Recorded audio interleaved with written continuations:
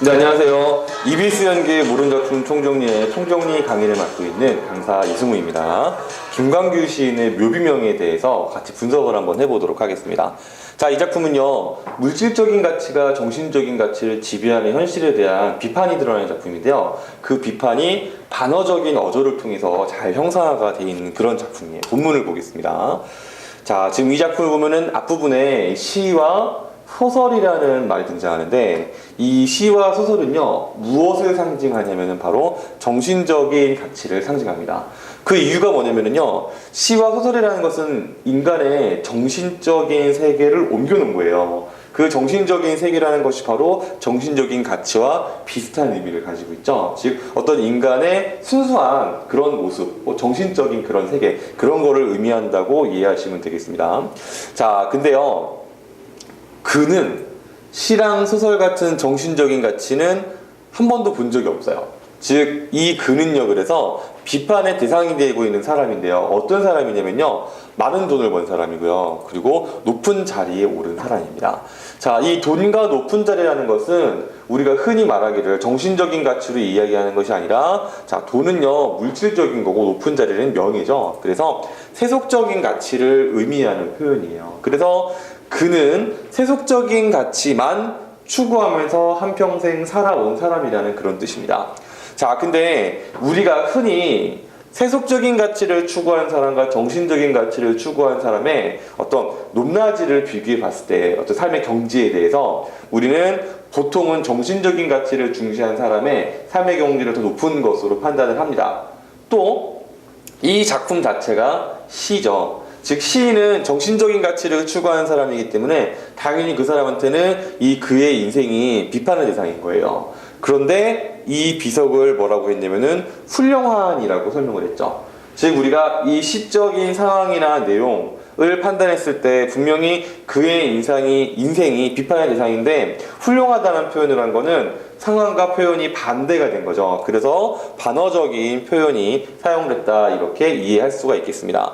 자, 그리고 또 어느 유명한 문인이 글을 기리는 묘비명을 여기에 썼다라고 그랬는데요. 자, 이 유명한 문인은요, 그와 똑같이 비판의 대상이 되는 사람입니다.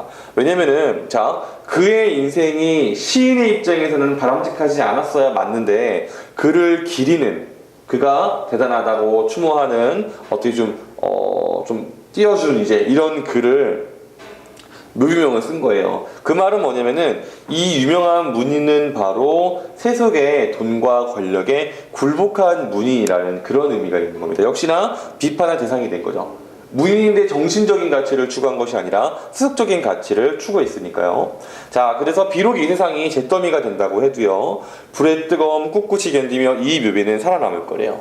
귀중한 사료가 될 거라고 했는데, 시인의 입장에서는 정신적인 가치가 아니라 세속적인 가치를 귀중하다고 판단하진 않거든요. 그러니까 역시 이것도 상황과 표현이 반대가 되어 있기 때문에 똑같은 반어적인 표현입니다. 자, 그리고 그러면 역사는 도대체 무엇을 기록하느냐? 지금 이 시의 상황으로 보면은 정신적인 가치가 외면당하고 물질적인, 세속적인 가치가 남아있는 거죠. 즉, 여기서 이 표현은요, 현실에 대한 비판의식이 담겨 있는 거예요. 역사는 대체 뭐를 기록하는 것이냐, 이런 내용이죠. 그러면 시인은 또 어디에 무덤을 남길 것이냐? 자, 즉 정신적인 가치가 외면당하고 있는 현실에 대한 비판적인 표현이기도 하면서 과연 이 시대의 시인은 무엇을 해야 하는가에 대한 성찰이기도 한 표현이 되겠습니다. 참고로 이 작품은요, 참고서에 따라서 이 부분을 반어적이라고 하기도 합니다. 이 부분을요. 그 해석이 어떻게 되냐면은, 어떤 사람이 판단했을 때는 그는 시나 소설을 한 번도 읽어본 적이 없는데 당연히 안 행복했다, 이렇게 판단하는 해석도 있는데요. 그러나 조금 더 생각을 해보면은 행복이라는 것은 주관적인 기준이기 때문에 그는 이거를 그냥 행복하게 생각했을 수도 있어요. 그래서 보통은 이제 요 두 부분을 반어적이라고 하고, 그리고 간혹 가다가 이 부분도 반어적이라고 하는 부분은 있는데, 수능에서는 어떻게 하냐면요, 이 한 구절 한 구절을 바로바로 대입해서 그게 반어냐 아니냐 물어보지는 않습니다. 그렇게 물어보지 않고요, 선택지 나올 때 이 시는 반어적인 표현을 통해서 주제를 형상하자, 이렇게 물어봐요. 그러니까 이 부분이 반어냐 반어가 아니냐, 그 논란은 구태여할 필요가 없는 논란이라고 이해하시면 되겠습니다. 자, 그러면은요, 이제 출제 포인트 이 부분은 제가 다 설명을 했으니까 여기는 넘어가도록 하겠습니다. 문제를 보겠습니다. 적절하지 않은 것은 그의 생애를 요약적으로 보여준 것은 돈과 높은 자리였습니다.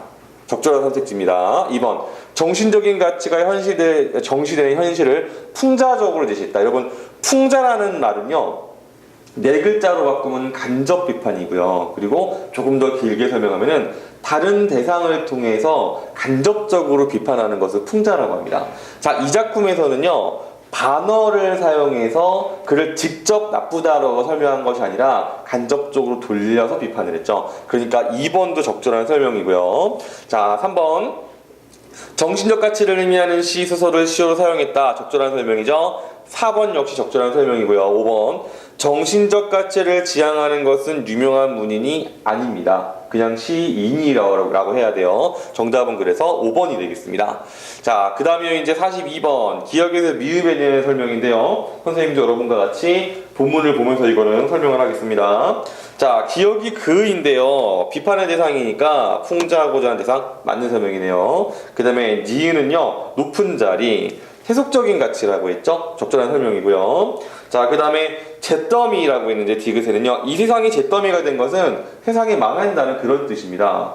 그런데 여기 3번에 보면은 정신적인 가치랑 물질적 가치가 대립된 상태라고 하면은 적절한 설명이라고 보기가 어렵겠죠. 그래서 정답은 3번이고요. 나머지 리을, 시인이라는 사람은 정신적 가치를 추구하니까 맞는 설명. 그 다음에 미음, 무덤을 남길 것이다. 무덤을 남길 것이냐, 무덤이요. 자, 지금 이 무덤이 시인이 어느 자리에 무덤을 남길 것이냐, 즉 무덤을 남기지 못할 것 같다라는 그 의미가 바로 뭐냐면은 그 사람은, 시인의 정신적 가치를 추구한 사람은 아마도 기억되지 못할 것이다라는 그런 자조적인 느낌이 있는 거죠. 그래서 정답은 3번이 되겠습니다. 자, 이렇게 또 하나의 작품을 정리를 해봤고, 여러분, EBS 연계, 말이 이상하네요. 자꾸 이상한 소리가 들어오는데, EBS 연계 모른 작품 총정리의 강의를 저와 함께 계속 공부를 해서 수능에서 높은 점수를 얻었으면 좋겠습니다. 여러분, 수능까지 화이팅입니다. 화이팅!